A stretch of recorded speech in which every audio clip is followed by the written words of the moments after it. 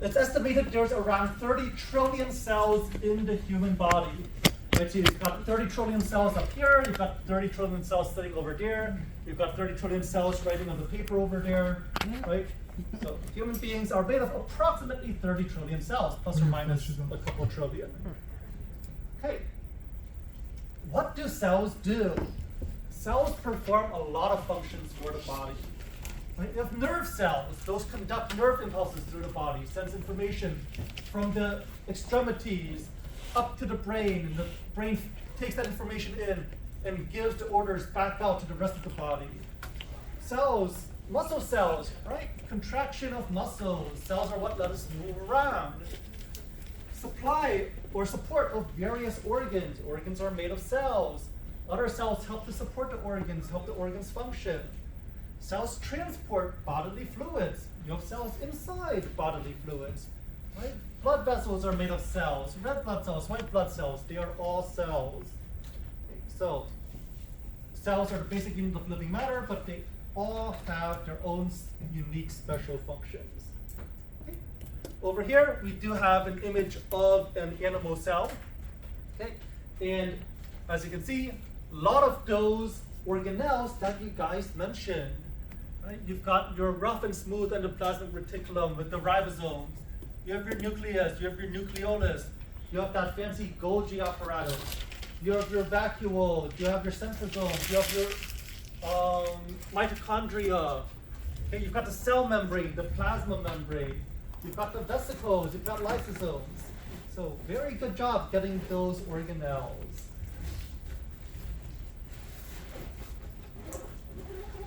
Now, in order for a cell to function, it needs resources.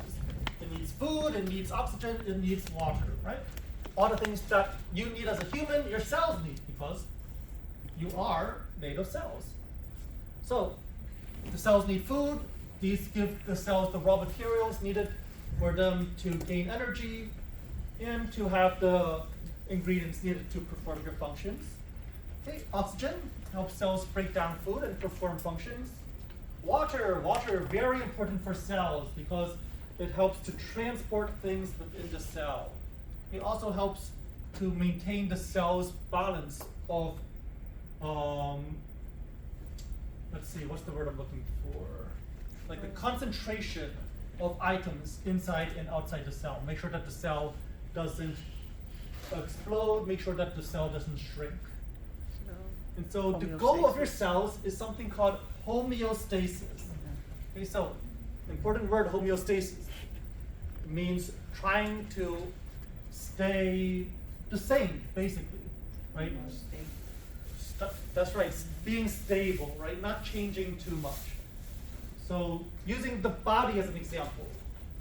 In patient care, you learned that the body should have what internal temperature? 98.6 degrees Fahrenheit. Measured from? 98.6 is if you measure from? Orally. Orally, yes. What happens? What happens if you measure rectally? That one is higher. Now what's that temperature? Minus one. It's Minus 2024. We don't share Plus one. people's business. Plus one. 97.6. 97. Plus one. Okay, what if you measure it I don't be doing axillary? babies right now. I don't know Plus, what you're talking about. I mean, It's my plus Then that should be two. minus one, I believe. I will not forget. I believe it should be lower.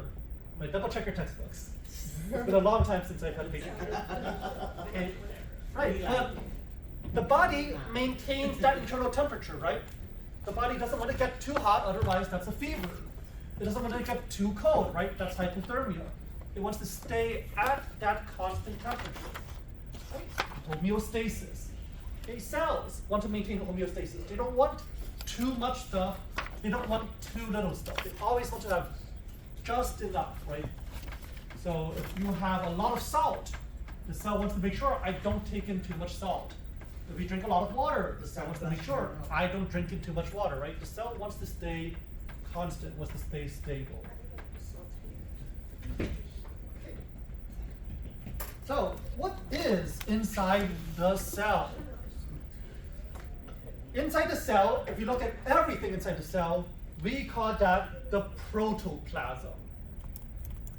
However, we can take that protoplasm and divide it into two categories. The protoplasm is made of the cytoplasm and the nucleus.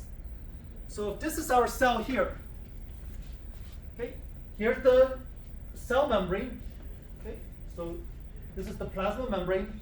Anything inside this membrane is considered part of the cell. Anything inside this plasma membrane is protoplasm. However, you notice that inside the middle of the cell, we've got the nucleus right here. The stuff from the plasma membrane to the nucleus, all of this stuff floating in here, that is our cytoplasm. The nucleus itself is separate from the cytoplasm. Okay? So it's kind of like an egg, right? Inside the shell is everything inside the egg. Yes? But we can divide that into the yolk, the nucleus, and the white, which is the cytoplasm. Okay? So cytoplasm is everything but the nucleus, and then the nucleus is its own thing. You combine the two, and that's protoplasm. Right? So you've got the egg white, right? You've got the yolk, which is separate. You combine the two, and that's the whole egg. And what surrounds that is the plasma membrane? And what surrounds that is the plasma membrane.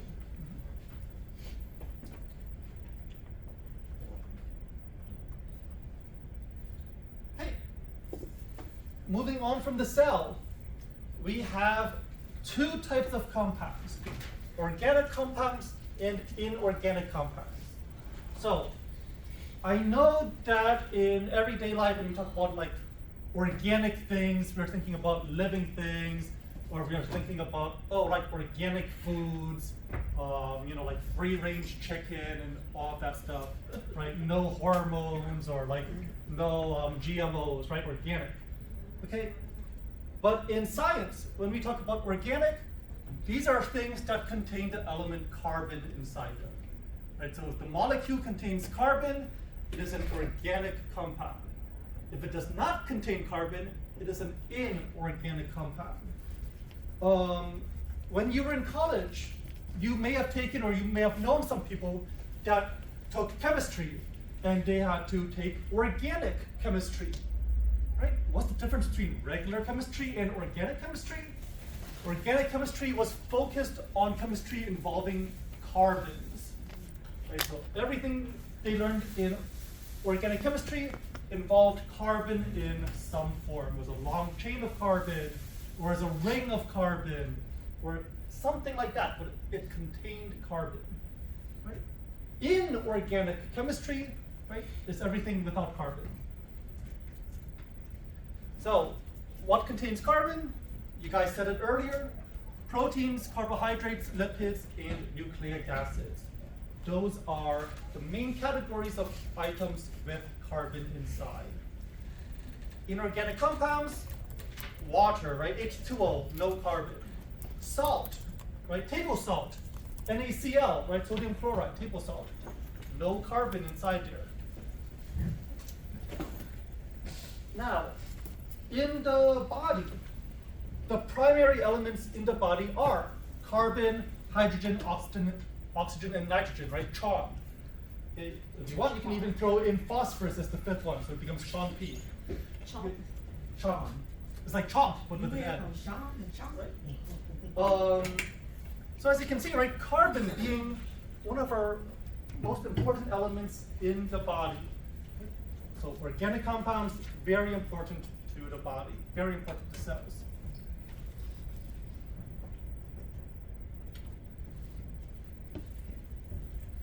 And then water.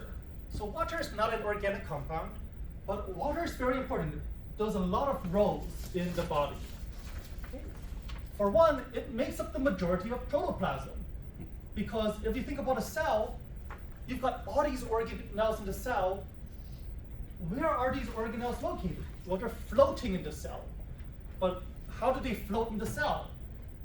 If the cell's filled with air, they're not going to be able to float there. So the cell has to be filled with fluid. The cell is filled with water. Okay. Water also helps to dissolve minerals. It helps to dissolve materials, right? So it dissolves salts, it dissolves acids, it dissolves bases, and when things dissolve, they break down into their components, and that's how the cell is able to make use of them. Water transports materials within the cell. That's how the cell is able to get things from point A to point B, right, using the water. Water also very important. It helps to maintain temperature. Water is a very, very big thermal regulator. Okay, so very good at helping to resist changes in heat. One of the things as far as geography goes, locations that are near a body of water, like the ocean, the temperature in those locations has a lot less fluctuation compared to locations inland, right? So if you talk about, oh, today's gonna be this high and this low, usually if you're on the coast, the difference between the highs and the lows is gonna be a lot smaller than if you're inland, where the highs will get a lot higher, the lows will get a lot lower. Why? Because the water is there helping to resist changes in temperature. Water helps to maintain temperature. Water helps to cushion vital organs, right? It acts as kind of like an airbag, but it's a water bag instead. And then water helps to lubricate the body as well, right? That way you don't have things just rubbing against each other. They can slide against each other smoothly. So water, very important to our body's function. Is this water that needs to be ingested, or is it just the water that is found within the body? I don't know if that makes sense. So when you do drink water, the water then Yeah, I don't need it. I'm good. Here. ends up within the rest of your body. So all of the spaces in your body, right, those end up being filled with water for lubrication. Like they'll end up in your joint spaces to help with lubrication. They'll end up inside your cells, inside the cytoplasm, and the protoplasm. Thank you. So that's why you do need to drink water. I was asking because I feel like I can't maintain my body. Maybe we'll do it just on top. It's cool. So water is one part of the body temperature equation. I think it's gonna affect. I mean, hormones also play a role, right? Your hypothalamus also plays a role. So there's a lot of different things that can affect body temperature. It's not just water. I didn't know that. Yeah, so like your the menisci, right? Those are filled with water. Okay.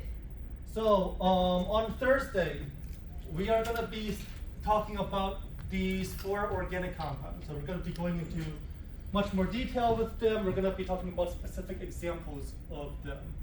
So that's what you can look forward to on Thursday. So please do make sure you finish your vocabulary sheets and have them ready when you come in for our next class together. Oh. Okay? So they're due All good? Thursday. this Thursday. Any questions? It's next Thursday. Yes, when you see John Adams, John Adam. John Adam. He said it'd be about a day. That's one of the I founding answered fathers, that, right? the first question I wrote in that piece. That's of Adam paper. with an S, it's plural. You need multiple John Adams for He said that. about a day. He didn't say one. He just said it might be. John What- Adams. Oh, you wanted to ask him about the grades It's, for your it's exam old this Donahue, morning? ain't it? curious. I'm sure he will. Ain't Sure it he John will. old Donahue? Anyway, What That was the one that I sent. Yeah. the time right now is In 1:30, Harry so Potter. you And it are says- free to Yeah, go there's John O'Donnell. until your next class, which is at 1:45. So we can't go home? You can get back here in 15 minutes. That was me. That was me.